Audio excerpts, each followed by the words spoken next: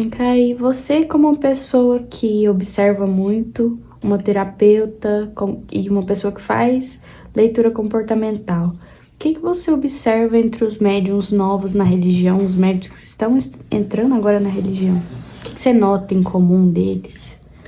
Bom, eu noto assim, eu acho que as pessoas querem respeito sem trajetória.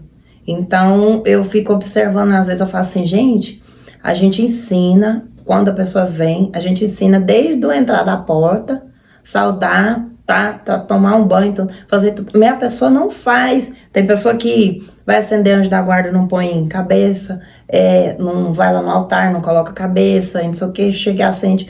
Trem assim, coisa assim que a gente ensina, só que por estar muito tempo no terreiro, a pessoa quer ter um respeito, mas aí a trajetória que a pessoa construiu, porque eu venho de um tempo assim, que para você ser um médium bom, você tinha que fazer o quê?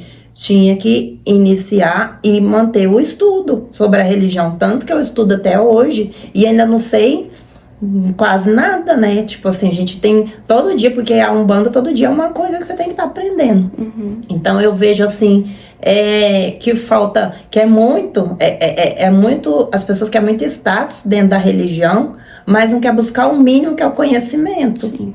Né, que é o estudo. Então, assim, e o respeito à hierarquia, o primeiro passo que tem que ter dentro do terreiro é o respeito à hierarquia.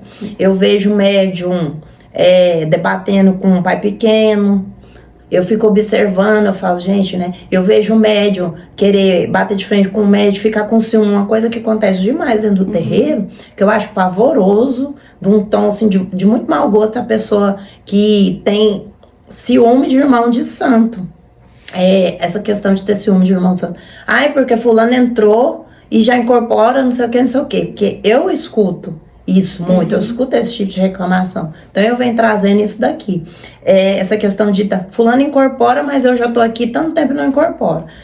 E eu sempre falo isso pros filhos, eu falo assim, a disciplina que o fulano tem, você tem? Você sabe o que o fulano tá fazendo na casa dele antes dele vir? Você sabe como que ele tá mantendo o dia dele, antes dele vir, dele chegar até aqui desempenhar um bom papel? Porque igual eu me preparo na terça-feira, o mundo desaba na terça-feira pra mim. Acontece tudo, a criança, tem criança atípica, a criança fica maluca, né? Os filhos de santos chegam aqui rompendo, rompe o portão, eles entram, parece que entrou uma boiada junto. Aí eu tenho que estar o tempo inteiro assim, reprogramando o meu sistema, reprogramando assim o tempo inteiro, pra manter o quê? O equilíbrio, pra poder fazer uma gira bem feita. E aí, grande parte dos médios não tem essa reprogramação, que é o que eu tento passar pro pessoal aqui, e eu acho que alguns estão aprendendo, né? Outros, às vezes, tem um pouco mais de dificuldade. Mas, assim, eu tô tentando passar pro povo o quê? É o reprogramar, você tem que ficar o dia inteiro, né? Voltando, fazendo aquele looping, tentando achar o eixo. Então, assim, eu vejo filho de santo reclamar porque fulano incorpora, mas eu não incorporo. Gente, daí ninguém vem só no terreiro pra incorporar, não. A pessoa vem no terreiro, é pra doar energia, é pra trocar, é pra fazer tanta coisa, ou incorporar o último passo. As pessoas têm que entender que o incorporar é o último passo do processo.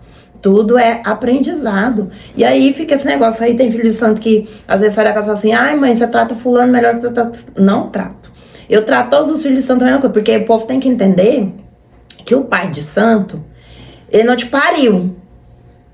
É necessário que se entenda isso. Todo filho de santo de todo terreiro, o pai de santo, ele não te pariu, vocês não saiu da barriga dele. Ele é um direcionador. O pai de santo, ele direciona a pessoa no caminho espiritual. E as pessoas muitas vezes confundem essa história, que acham que o pai de santo tem que tomar conta da vida dele em todos os sentidos. E não tem não, eu tenho que tomar conta da minha vida. Sabe? Eu tenho que direcionar cada pessoa dentro do espiritual, mostrar o que é o certo e o que é errado, para a pessoa saber separar tudo, porque dentro da casa de santo as pessoas têm que entender que dentro da casa de santo ninguém é família de ninguém, todos nós somos soldados voltados para a missão.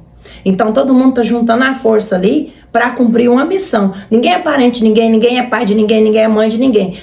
Deve-se respeitar a hierarquia, que nem eu tenho pra mim como se fosse assim, no exército, que a gente entra lá, tem as patentes e eles vão te direcionando, cada um com seu talento para certas coisas. Você designa tarefas para as pessoas. E assim, como se fosse numa empresa, então cada um tem o seu trabalho e todo mundo em conjunto faz aquele movimento. Então, eu não tenho problema. O filho de santo, ele tá com relia com outro.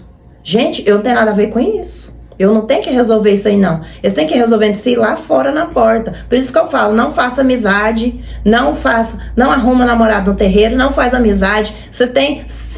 Pra ter tudo isso, você tem que saber separar tudo. A vida da gente, a gente tem que saber separar todas as coisas, porque senão vira uma bagunça tão grande e as pessoas não conseguem entender, perde o discernimento total. Então, assim, cada um no seu lugar, respeitando a hierarquia, e dá tudo certo. Aí eu vejo gente com ciúme, né? Fala assim, porque a mãe de santo, não sei o quê. Não, comigo é assim, eu já deixo claro aqui. Se você fez o seu trabalho bem feito, você vai levar um elogio. Se você fez ele mal feito, você vai levar uma retranca. Você vai levar. Sabe por quê? Porque eu preciso fazer com que você melhore. Eu não tô aqui para passar a mão na cabeça de ninguém. Porque se eu fizer isso aí, eu não vou estar ajudando a pessoa a evoluir espiritualmente. E eu tenho que desconfortar as pessoas para que ela ache um lugar. Eu tenho que tirar todo mundo da zona de conforto. Meu serviço, meu papel na sociedade é esse. É desconfortar a pessoa. Tirar da zona de conforto para que ela movimente e faça uma coisa diferente em prol da evolução dela. E do conjunto também. Uhum. E aí, dentro da doutrina da senhora, que eu escutei a senhora falando agora, né, um pouco sobre, a senhora falou dos médiuns neurodivergentes, né? E onde que eles se encaixam na roda? Onde que eles se encaixam na religião? Que a gente precisa ter inclusão em todos os locais, né? Inclusive na religião. Então, como que a senhora encaixa os médiuns neurodivergentes? Então, eu acho espetacular o povo neurodivergente, até porque também sou, né? Então, assim, eu tenho muitos, eu faço, assim, eu acho que minha casa é a casa da inclusão mesmo, porque grande parte dos meus médicos são TDAH, e eu sou neuroatípica também, a minha filha também, ela é atípica, a gente é TDAH composto, eu sou de hiperatividade, minha filha é hiperatividade e ansiedade.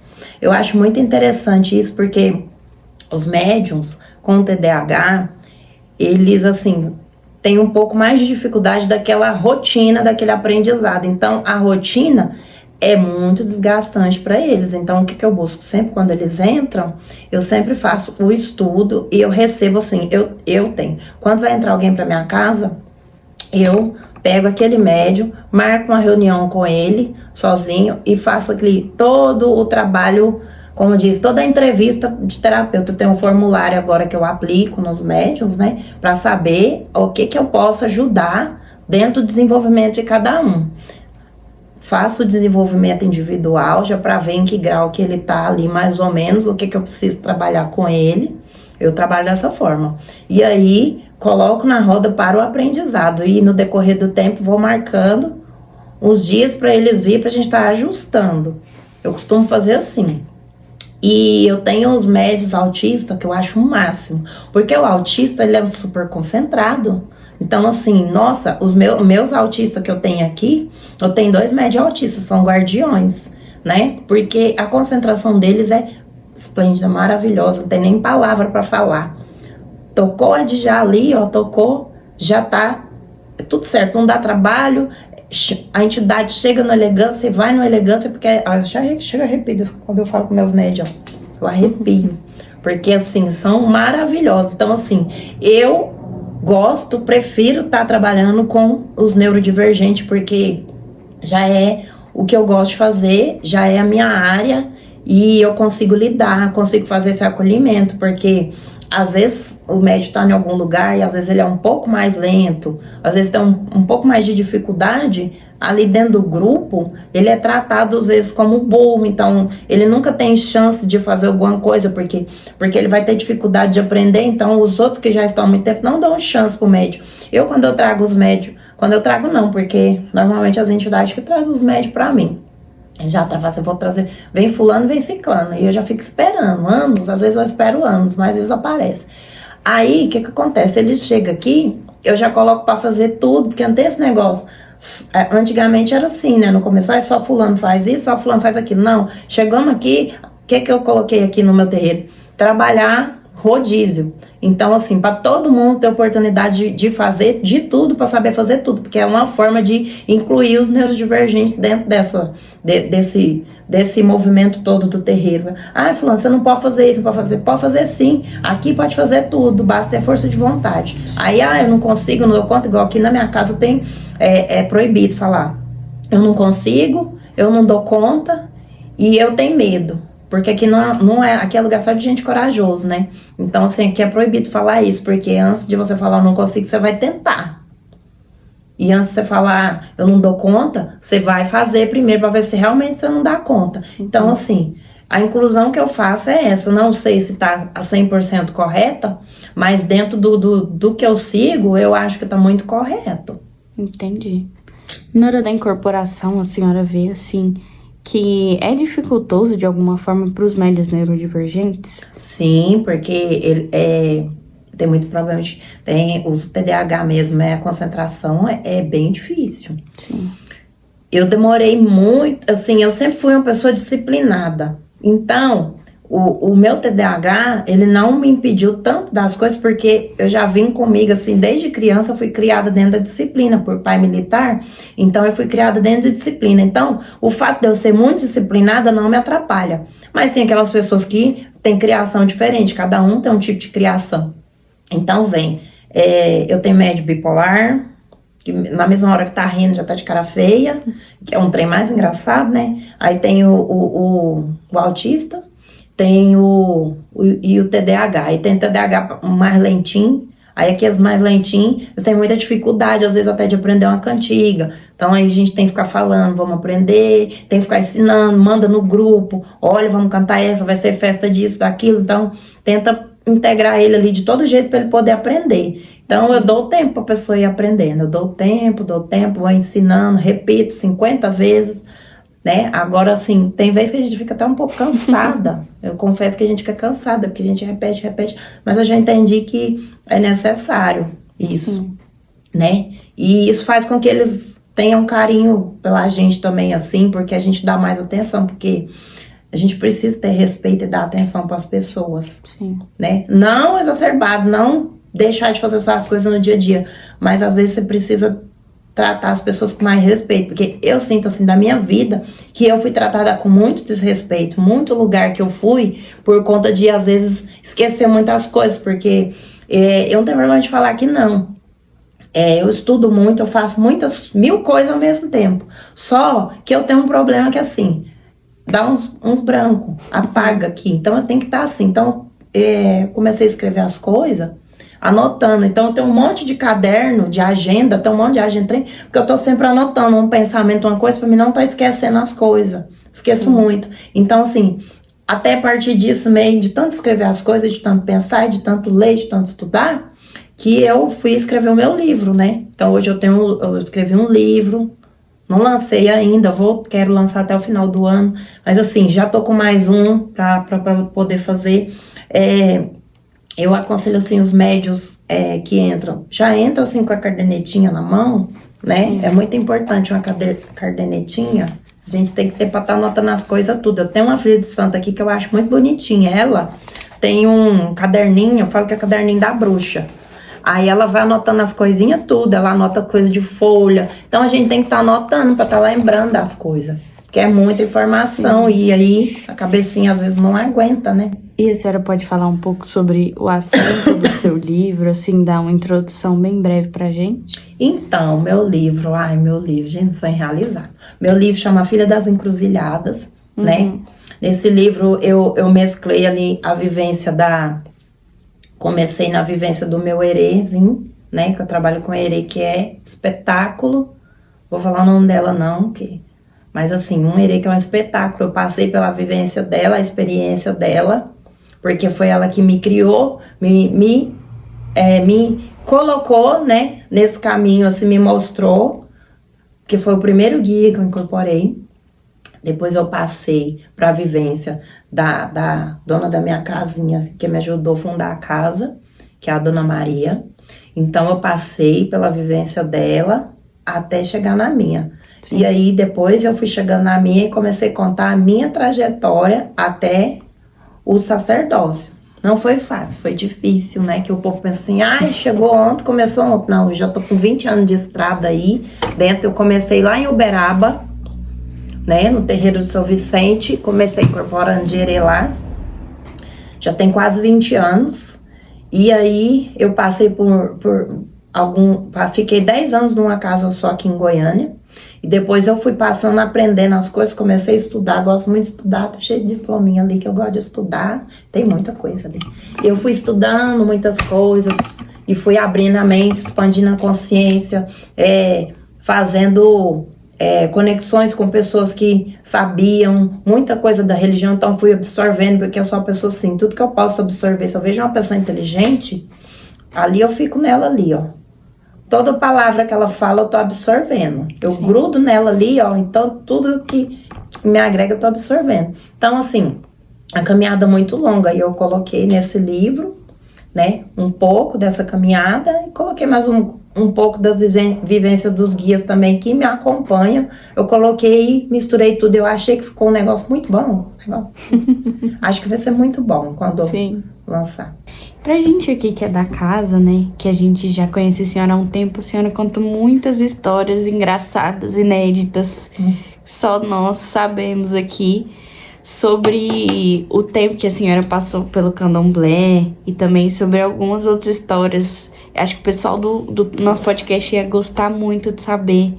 Será que a senhora pode contar alguma história muito engraçada que a senhora já viveu, assim, tanto no candomblé ou se não na Umbanda? Ai, gente, dentro do candomblé, sim, eu não tive tanta vivência assim no candomblé, né? Eu iniciei no candomblé, eu fiz o santo e tudo assim, mas eu não gosto muito não, né? Porque candomblé eu gosto muito de bicho, né? Fui feita no Oxóssi lá no candomblé e tudo assim, mas assim, ai, gente, nossa, não sei. Gosto demais de bicho e tinha aqueles negócios lá das matanças e não me agrada não. Então toda vez que tinha candomblé, eu ia. Oh meu Deus, eu ia pro candomblé, gente do céu, eu saía de lá. Parece que um trem tomava conta de mim assim, eu saía de lá. Toda vez que eu saía, eu entrava no carro, fazia a rotatória, parava no meio da rotatória pra vomitar, porque era um trem tão...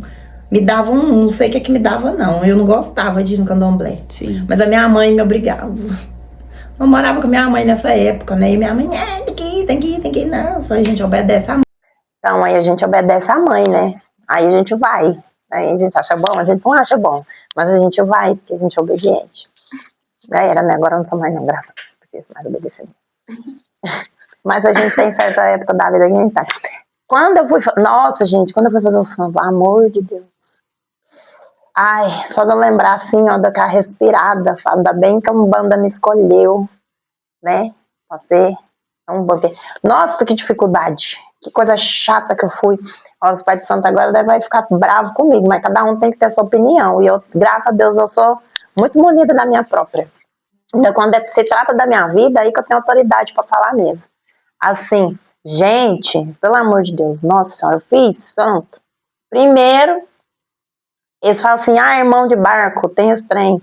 Tem que fazer santo, vai fazer santo. É porque é um, como diz, é um comércio muito grande, que eu tenho pra mim, né, hoje em dia eu vejo que são comércio. Então é um comércio muito grande, eles, vai fazer santo, vai fazer, tem irmão de barco, não sei o quê. Aí você fica ali preso na pessoa,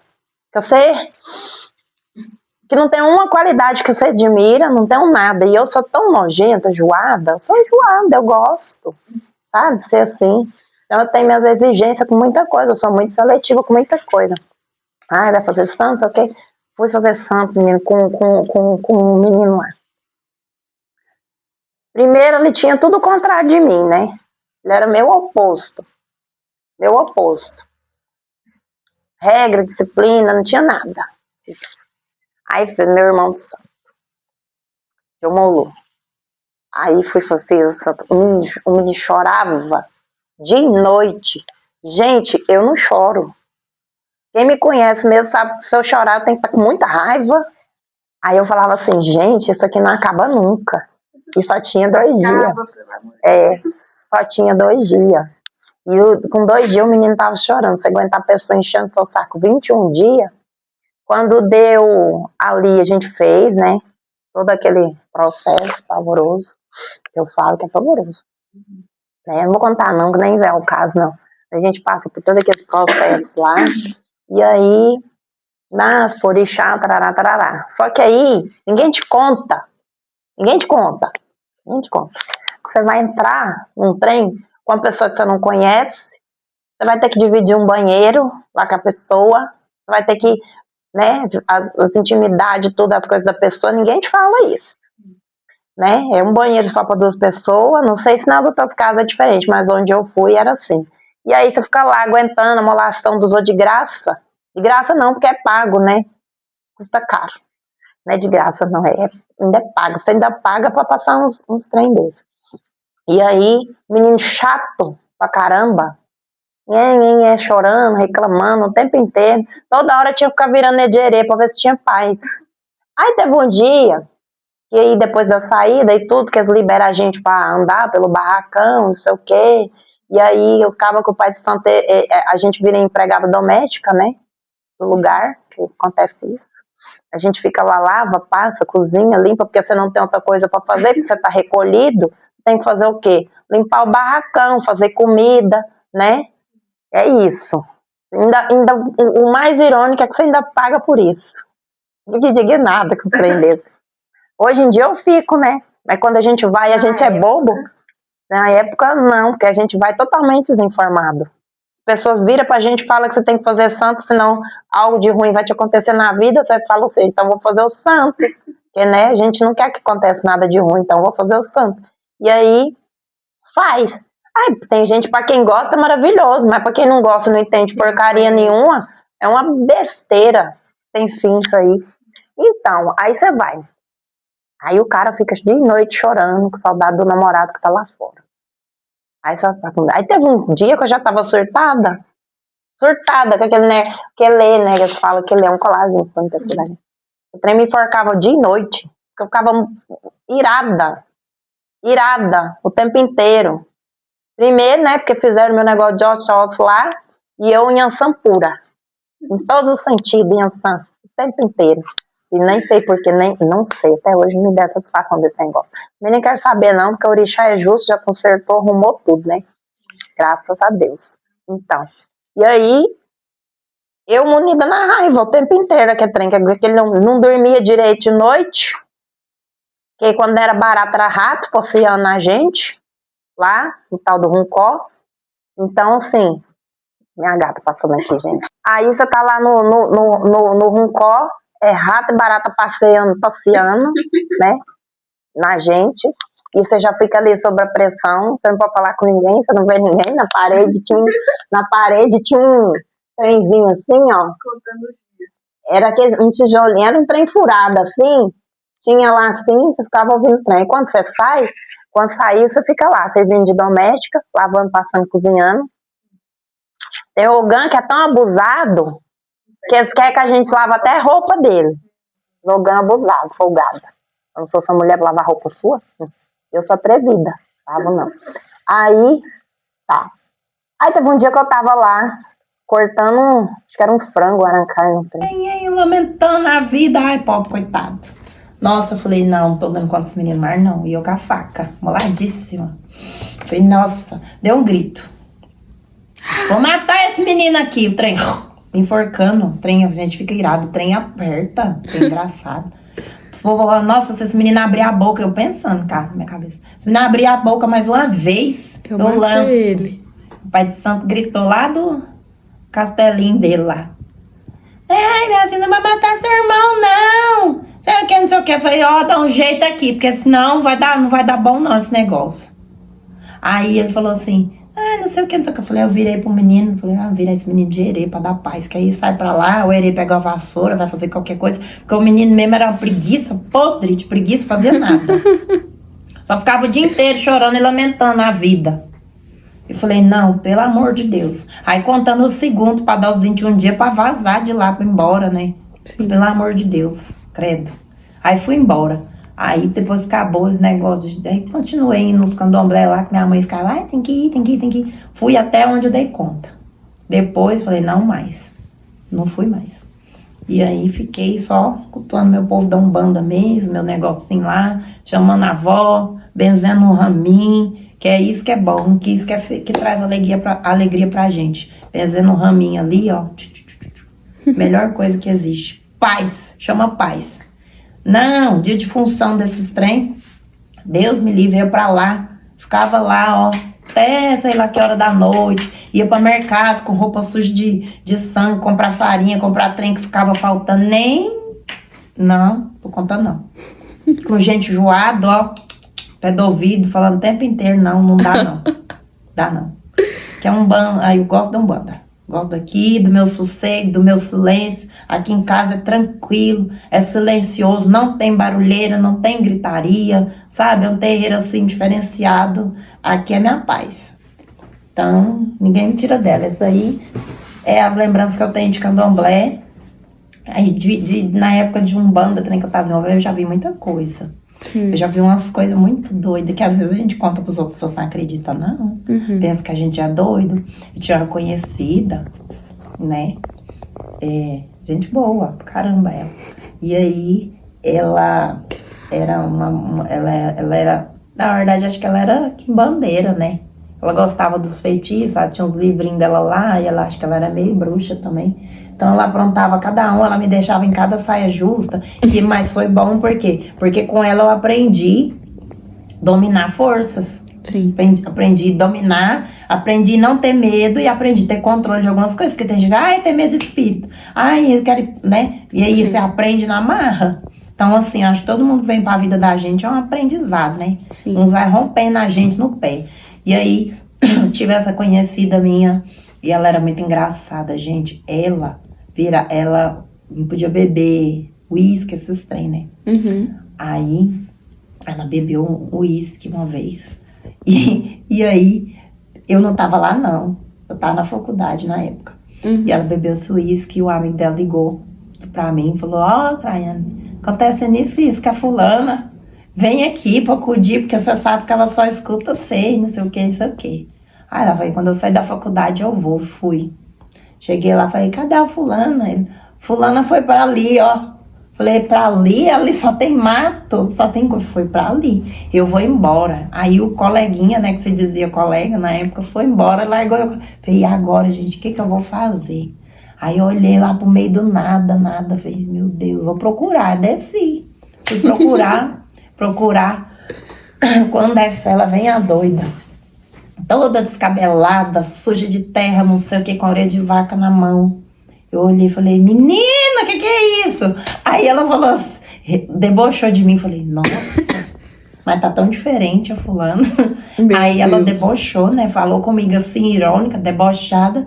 Falei, nossa, que grosseria. Pensei, né? Aí ela veio com o negócio que eu falei, que é isso na sua mão?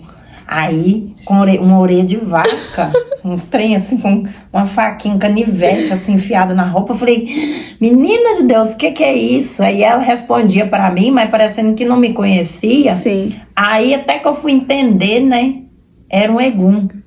E eu lá batendo papo com o egum.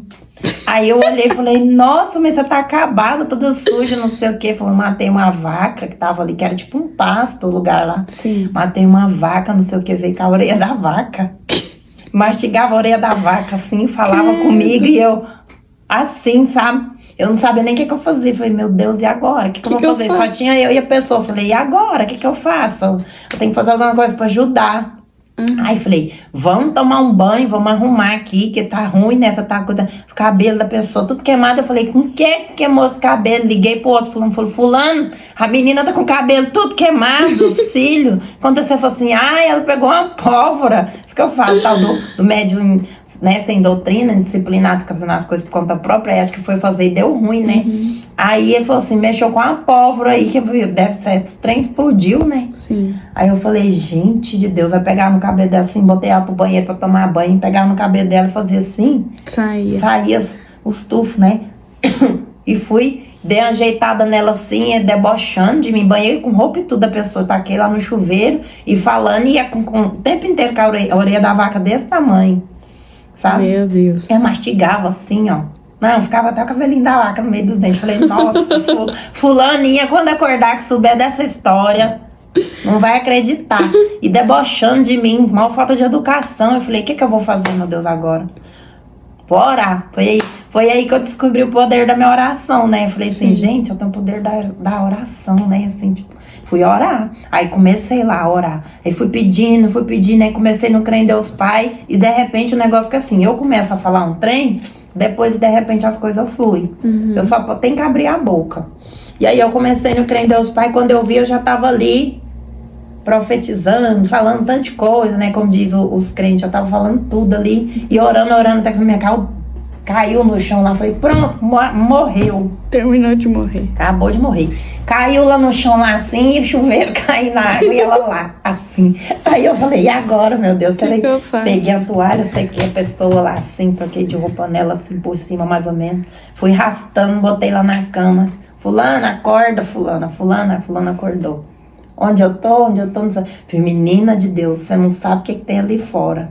Orelha da vaca, eu falei, ela chorou e não sei o que. Falei, o que você tá fazendo? Ela, não lembro. Falei assim, nossa, mas eu que sei o que eu tive que fazer, mas como diz. Aí ali naquilo ali, já despertou o quê? Uma coisa que eu não sabia que eu era capaz de fazer. Sim. Que era fazer uma oração para espantar, né, as coisas. Aí o que eu fui fazer? A partir dali, foi uma porta que se abriu, que eu aprendi o quê? A doutrinar Egum. Sim. Então, aprendi a controlar essas coisas aí. Então, fui orando e entendi o poder da palavra e o poder da oração. Sim. Com isso também. Aí, teve várias coisas engraçadas também que aconteceu. Coisa que eu já vi no terreiro. Como diz o povo, marmotas da macumba. As pombas iam bater na cara na parede. Era muito engraçado. Bater na cara na parede. Rodou, uma vez pegou um negócio lá. Aí rodopiou assim, pá, foi de cara no pilar assim, tá, pum. Falei, nossa, morreu. Morreu a pessoa. Não, morreu não, levantou lá, assim, deu uma disfarçada e sumiu. Nunca mais a gente viu, mas aconteceu isso também. Tem muita coisa que a gente vê, sabe, que é engraçado, mas aí às vezes depois que a gente começa o desenvolvimento assim mais profundo, a gente vai esquecendo muita coisa. Sim. Mas de vez em quando eu lembro umas coisinhas aí, eu vou contando. As coisinhas que eu for lembrando, aos poucos eu vou contando. Sim. Mãe, e sobre os nossos guias? Como que a gente pode se conectar mais com os nossos guias? A gente vê muito na internet falando sobre a gente poder se conectar mais sobre como que a gente pode agradar as entidades, a gente pode se conectar mais com elas no dia a dia e trazê-las mais para nossa rotina, assim. Porque tem muita gente que se sente distante da entidade, né, do guia ali, e não sabe o que fazer. Qual que é o seu conselho, o seu direcionamento? A primeira coisa que eu recomendo quando a pessoa entrar para casa de santo, a primeira coisa que eu recomendo a pessoa é fazer um altar na casa dele. Sim. Criar o seu espaço de concentração, de pedido ali e tudo. Então a pessoa tem que montar o altar. A partir do momento que você monta o seu altar, todo dia de manhã, você vai pegar o hábito, porque demora. Tudo não é, montei o altar, mas vai ter dia que você vai esquecer de fazer as coisas e tá tudo bem. Só que você tem que criar uma rotina espiritual também. Sim. Tudo tem que ter cronograma, tem que ter rotina. Então você vai criar.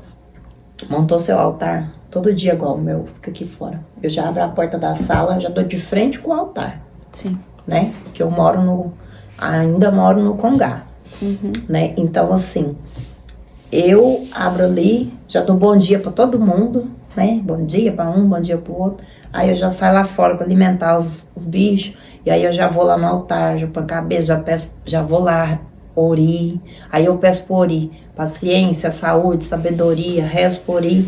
Eu boto uma vela do anjo de guarda, não deixo faltar a vela de 7 dias de jeito nenhum lá. Ai, a gata me mordeu. Agressiva. Quando ela não gosta de mexer nela, não. Então, aí, assim, coloco a vela no altar. Da gata. Ela tá muito bonitinha. Né? E aí, eu conecto, assim, todos os dias, igual o preto velho. Você monta lá, você coloca a imagem do preto velho. Você vai colocando aos poucos. Eu falo assim, eles me falam, mas não tem dinheiro pra montar outra. Gente, o espaço você tem. Qualquer lugar você tem. Mas não monta nem quarto, não. Monta na sala, mas no quarto vocês não montam nada de rezar no quarto. É na sala,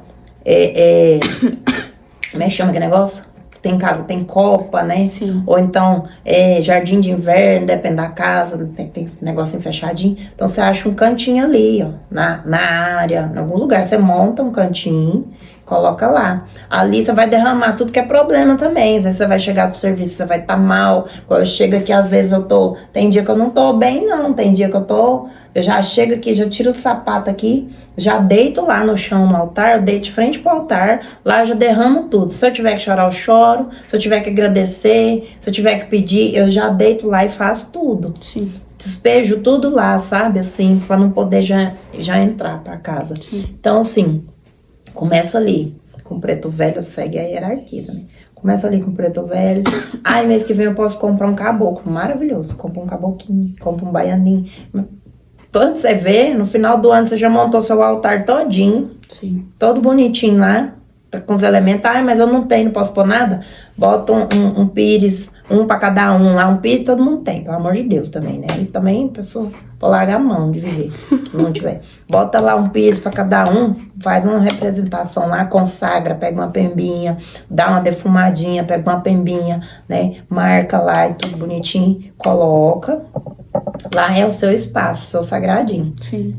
E aí, a primeira forma de você conectar, porque às vezes vem uns médios, ai, onde ela mordeu, ardeu aqui. Vem uns médios que às vezes assim, mas eu não conecto, não sei o que, fulano chega aqui, incorpora, não sei o que, tá, mas o fulano, ele tem esse altarzinho e ele já adquiriu essa doutrina. Essa doutrina não, essa disciplina de ir lá, de colocar. Tem gente que tem o altarzinho e fala, mãe, posso fazer o altarzinho da esquerda lá em casa? Você pode fazer tudo que você quiser, só não precisa exagerar. Mas sim, bota lá, faz seu cantinho. Se você tem espaço, maravilhoso. A casa é sua, mais maravilhoso ainda. Põe lá seu cantinho da esquerda pra fora, põe a direita pra dentro. E aí vai fazer suas orações. Porque o dia que você não pode vir no terreiro, às vezes eu não posso, às vezes a gente não vai ter atendimento ou alguma coisa assim, eu falo pros filhos de santo, vocês firmam daí, então nós conecta à distância ali, ó, vamos conectar todo mundo pra tal coisa. Eu faço isso com os meninos aqui às vezes, ó, nós vamos fazer uma oração não sei o quê, aí pra não precisar vir todo mundo, aí eu falo, nós vamos fazer tal coisa, então cada um, igual quando é no dia do trabalho dos mentor mesmo que eu separo, que vem só os médicos que trabalham com mentor, e aí os outros que não trabalham com o mentor, que trabalham com os guias, eles firmam de lá. Sim. Eu acho que firma, né? Pelo menos eu falo pra firmar. Tomara que sim, mas eu acho que sim. Eles acho que são até obedientes. Eles firmam de lá pra dar força pra cá também. Sim. Então, o primeiro passo é esse. O segundo é você... Não é esquizofrenia, viu, gente? Que é tanto que a pessoa ficar... Tem gente que aí fica com um negócio, ai, fulano conversando, guia não fica conversando o tempo inteiro com a gente, não, para com isso. Então, assim, conecta aqui, ó, pensa, né, pede um direcionamento, alguma coisa para o guia e espera ele te responder, assim você vai adquirindo a conexão também, né, essa troca aí. Sim. Mas tem que saber esperar a resposta também, porque o tempo deles é diferente do nosso, a gente é muito imediatista, então não pode ser assim, não. Então, a gente vai aprender a conectar também. Aí tem as oferendinhas, tem as velas na cor certa, tem as oferendinhas que a gente faz, cada um tem uma bebida específica que você coloca, um pratinho, alguma coisa, os erês são doce, os baianos, você pode pôr uma água de coco, são coisinhas tão simplesinhas, sabe, com uma vela que faz tanta diferença na vida da gente. Tem milho, que você pode pôr pochose, você põe milho, você arruma, né, como é que chama? Alguidar. O alguidar, bonitinho, com as folhinhas, com os trem tudinho, bota os milho, dá assim, pode ser cozinha o milho um pouquinho, então faz uma gradinha, poxa, são coisinhas mínimas, não precisa de coiseira, sabe, assim, pra tá fazendo, não, o guia não quer exagero, ele quer que você faça alguma coisa, mas dentro da sua simplicidade. Sim. Conta pra gente, como que foi a primeira vez que você foi no cemitério, que a senhora foi no cemitério? Na verdade, foi a segunda, né? Essa Sim. segunda que eu tinha ido, mas né, foi outra situação. Essa segunda foi até bem sobrenatural. A segunda vez eu fui, né, para dirigir. Sempre eu para dirigir pro povo. Aí fui. Aí cheguei lá, era todo um ritual para entrar no cemitério. Eu falei, nossa, mas quanta cerimônia, né? Quanta coisa assim, leiga de tudo. Aí pensei assim, gente... roda moeda, não sei o que, paga aqui, faz não sei o que, bate pra hoje, coiseira danada, e eu fui seguindo, fui fazendo, obediente, né, fui fazendo tudo. Aí eu não ia entrar não, pra mim que eu ia ficar só lá na porta, né, não, tem que entrar, tem que ir lá no cruzeiro, pô, velho, cruzeiro, gente, né, eu falei, não, tá, aí eu fui. Aí eu falei, não, tem que ir lá no cruzeiro, cheguei lá, menina, tinha um cruz gigante lá, né, eu fiquei admirada olhando aquele negócio. Falei, gente, que tanto de vela derretida que já me deu. Aí eu sentia assim, passava um tempo. Aí eu olhava para um lado, olhava para o outro, não via nada, me sentindo aquele tanto de coisa, aquele tanto de trem falando ao mesmo tempo. Falei, eu tô louca. Eu abri o olho, não via nada, né? E aquele trem, falei, nossa, eu tô louca. Aí eu fechava o olho, com aquele barulhão, parecendo que eu tava no estádio de futebol, no jogo, né? E aí eu abri o olho, não tinha nada. Aí foi que eu tinha que entrar e eu com a sacolinha pendurada no braço. Eu fui a moça que carregava a sacola. Aí entrou, aí fui eu, era o pai de um amigo meu, né? E aí entrei e com a sacolinha na mão, cheia de coisa, ele me deu uma sacola com um monte de coisa. Era erva, era potinho, era um monte de trem, né? E eu nem olhei, nem me atrevi a olhar. Seja, tanto que eu era obediente que eu não atrevi nem a olhar. Eu pendurei a sacolinha no braço e fui andando. Aí o meu amigo, né, vinha andando, Deus o tenha, falecido já. Aí, ele andando, ele falava assim pra mim, olha pro chão, e eu assim, ó, olhando pro lado, deslumbrado ali, com aquele negócio, né, achando assim, tudo diferente. Aí, primeiro eu fui pôr a vela no cruzeiro, a vela não parava, porque minha mão ficava assim, ó, não parava, até custou parar a vela lá. Parou, falei, graças a Deus. Passei dessa etapa, vamos pra próxima, né? Aí a gente, cuidado, nós vamos pisar nas covas. Eu falei, que cova? Né? Falei, gente, aqui tudo isso aqui no chão, aqui é cova. Eu falei, mas não tem placa, não tem nada. É cova, onde você vê que a terra tá mais fofa é cova. Eu falei, sangue de Jesus tem poder, o que eu tô fazendo aqui? E aí, desesperada, aí naquilo eu já comecei a sentir uma tremedeira, um frio, eu sentia tudo ao mesmo tempo, e eu ouvia 1 milhão de vozes, e ele foi para um canto, firmou para lá, acho que eles já tinham, assim, os dois planejados, né, que eles iam fazer, então ele foi para lá, e eu fiquei parada assim, né, eu falei, pra onde que eu vou? Aí o pai do menino sumiu lá para dentro, ele foi fazer um trabalho, eu nem sabia o que era, né, caí de gaiato no navio, ele foi fazer um trabalho, aí sumiu lá pra frente, assim. Aí eu tô só escutando, tinha tipo, não sei se era urubu, se era corvo, os bichos estavam uns barulhão, né? Aí cada vez eu olhava assustada, assim, e assustada, e meu amigo lá da ponta de lá, assim, tipo, ele tava uns 5 metros de distância de mim, ele ficou pra lá, sério, parado, assim, e eu, tipo assim, aí, né? E eu com a sacolinha pendurada no braço, assim, uma de cada lado. Uma eu lembro que era mais pesada, era uma garrafa de cachaça. A outra tinha mais coisas, ela tipo, eu com a sacolinha no braço lá, assim, com as mãozinhas assim, né? Uma sacolinha de cada lado. Aí ele olhava pra mim, aí cada vez que eu escutava um barulho, eu dava um grito. Ai! E ele... E eu...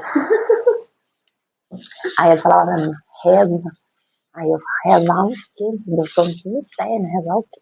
Rezar o crê em Deus Pai. Menina, eu não saía do crê em Deus Pai. Eu não conseguia.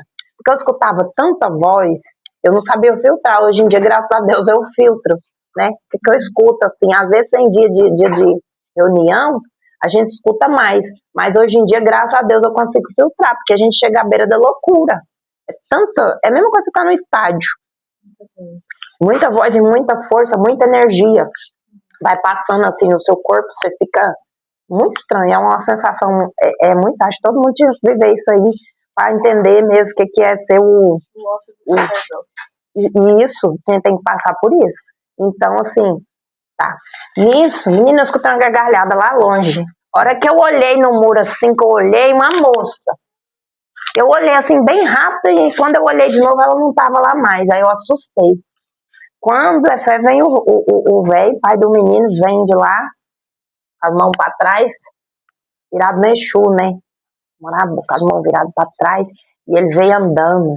E era impressionante, porque quando eu entrei lá, falaram que eu não podia pisar nas covas, né? Ele veio andando de lá da onde ele estava, lá de trás, tinha tipo uma árvore, um trem, ele saiu de trás do negócio, e veio andando, e quando eu visualizei ele assim, pra mim que ele tava de capa, mas ele não tava, mas eu vi quase que na forma dele, sabe? Eu vi com a capa e tudo assim, ele veio andando, pá, pá, pisava no chão assim, ó, e aí, pá, e eu falei, nossa, vai cair nas covas. E eu desesperada, aí eu com essa colinha na mão, os braços ficavam assim, ó, tremendo, tremendo, eu juntei as mãos aqui, ó, lá, e o braço tremendo, e ele veio andando nas covas assim, e não afundava o pé, não, parece que ele estava até flutuando em cima, mas eu sentia o chão assim, pum, pum, vibrando, né, tá, ele veio e parou numa cova assim, tipo, 1,5 metro de distância de mim.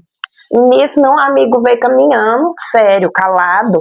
Eu olhava para ele, tipo, querendo comunicar com ele, não olhar, ele não me dava confiança. Ele focou lá, né, no serviço dele, ele era muito focado. Então ele veio, e ele parou um pouquinho assim, aí o Exu falou assim pra mim, moça, me dá meu marafo, não sei o que, não sei o que. Que marafo, gente? Pelo amor de Deus, que marafo, não sabia de nada, era criança. E aí eu falei, meu Deus, agora, né? Aí, com essa colinha, abri essa colinha assim, essa colinha fazia e um ventão. Aí ele, pode ficar sem medo. Ele falou, bem sério pra mim, pode ficar sem medo. Eu, tá bom, tá bom, tá bom. Aí eu abri essa colinha, peguei uma garrafinha, né, de 51. Eu dei a garrafa pra ele. Aí ele falou assim, agora você vai me dando as velas, me dando os treinos. E ele queria que eu separasse as velas, mas eles não me deram instrução antes. Não, quer dizer, a gente aprende no supetão. Por isso que eu falo que às vezes a gente tem que ser ágil. Eu, diante de todo aquele medo que eu tava com medo, porque era um terreno, né, ao meu ver, assim, era novidade, era hostil dentro da espiritualidade, eu tava me sentindo acuada, né, ali, porque eu tava sem saber o que fazer, eu não sabia nada. E aí, ele pediu pra mim, queria que eu separasse as velas, tava tudo nos pacotes, eu tive que abrir tudo. E aí eu fui dando, aí eu pegava as velas, eu pegava assim, ó, e dava as coisas assim pra ele, assim, ele, firma, moça, firma aí, ó, tô firme. Igual um prego na areia, tô firme. Ele, firma, moça. Quando é fé, eu virei pro lado, meu amigo começou a girar. Vap, vap, vap, vap, nas covas. Daquela terra fofa, ele começou a girar assim, por hora que eu olhei os pés dele, juro por Deus, gente, não fosse vivo, mas ele não ia lembrar também, que ele era, acho que ele era inconsciente. Gente, eu não acreditei naquilo que eu vi, eu falei, eu não tô acreditando, foi ali que eu acreditei, falei, gente, esse trem existe mesmo. Foi pá, foi que nem um soco na cara, assim, falou assim, esse trem existe. Ele girou, eu juro por Deus, por tudo que o pé dele saiu do chão dessa altura, assim, ó. Ele voou, ele flutuou na minha frente, o pé dele. Ele era um menino grande, alto, ele era um pouquinho gordinho. Acho que ele pesava ali na beira de uns 80 quilos, por aí. Os pés dele saiu do chão assim. Ele girou no ar assim, ó. Foi inacreditável. A hora que eu vi, eu falei, não tô acreditando. Eu fiquei assim, ó. Eu não acreditava naquilo que eu tava vendo. E ele parou, pá, no chão assim. A hora que ele parou, ele deu uma risada que ecoou o cemitério inteirinho, assim, ó. Aquilo lá veio que nem um trem passou dentro de mim, assim, me arrepiei tudo que você imaginar. Acho que até a alma arrepiou, fez assim, ó. O trem arrepiou tudo. Eu falei, nossa senhora. Aí eu não sabia o que eu fazia. Aí depois daquela arrepiada que me deu, eu senti, assim, um negócio, parece que veio uma calmaria, sabe? Depois daquela arrepiada, parece que acalmou.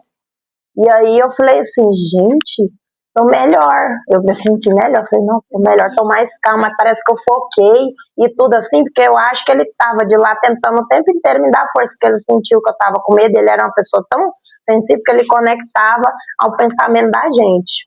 E aí eu senti mais calma e fui desempenhando, né? Fazendo as coisas, fui fazendo. Acho que ele veio só pra dar força mesmo. Aí ele veio lá, ele ficou, parou. E aí eu fui entregando as coisas. O que eu achei interessante? O Exu fez lá, acendeu lá, fez umas misturas, umas treinos. Não presta atenção nisso também, não, porque não tem nada a ver com isso também. O serviço é dele, eu não tenho que ver nada. Mantive ali na minha elegância.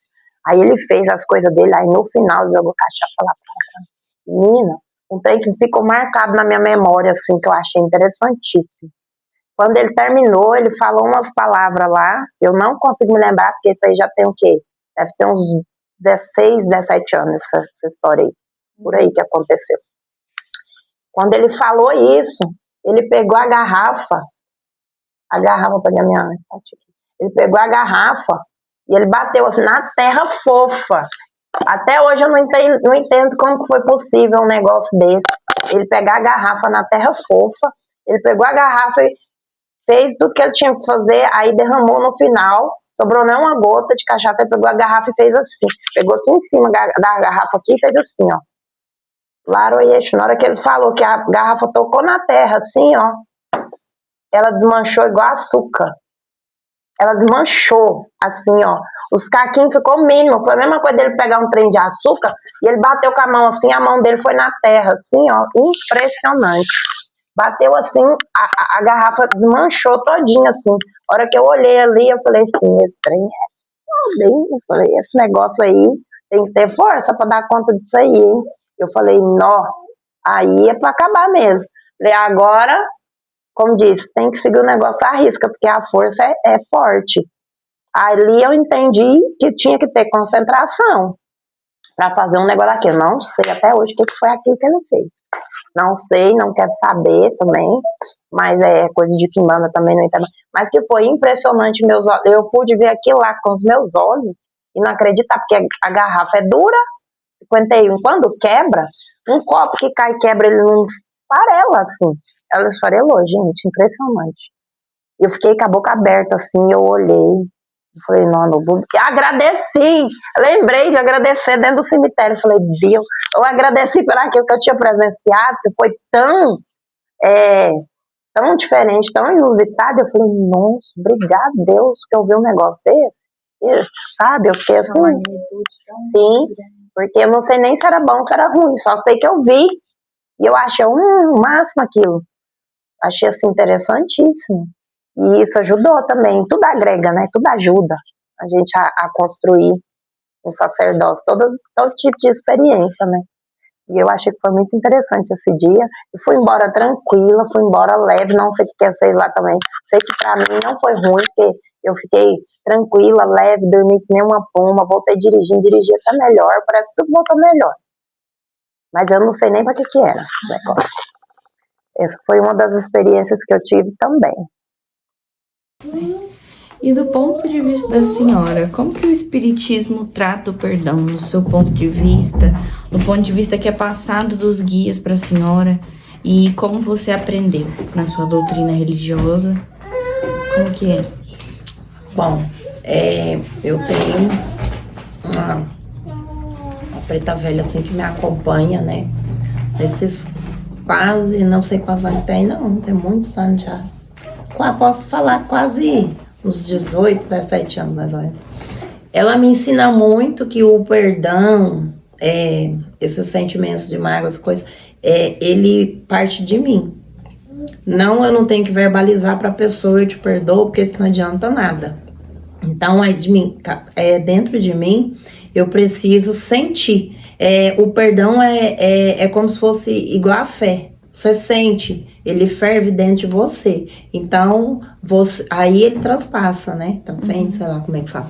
Mas assim, quando você sente ali, você já liberou o perdão. Então, o perdão às vezes demora muito tempo. É uma coisa complicada de lidar, porque cada pessoa tem um temperamento e tudo. Mas assim, vai chegar uma hora que você vai sentir... E aquilo ali é que te liberta. Você não precisa falar pra pessoa, porque automaticamente a pessoa já vai sentir perdoada ali. Então, ao longo do tempo, ela vem me mostrando essas práticas, vem me aconselhando dessa forma. Libera pra você liberar pra tudo. Então, hoje em dia eu não sinto tanto, eu não sinto mágoa, ressentimento de coisas, não. Eu só, às vezes, eu distancio para evitar problemas, que eu distancio para evitar problemas.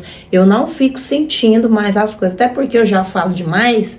Então, quando tem uma coisa que me incomoda, eu já ponho para fora. Então, não dá nem tempo mais de eu ter raiva e de eu perdoar alguma coisa ou não, né? Mas assim, isso vai de pessoa para pessoa. Mas o espiritismo te ensina o quê?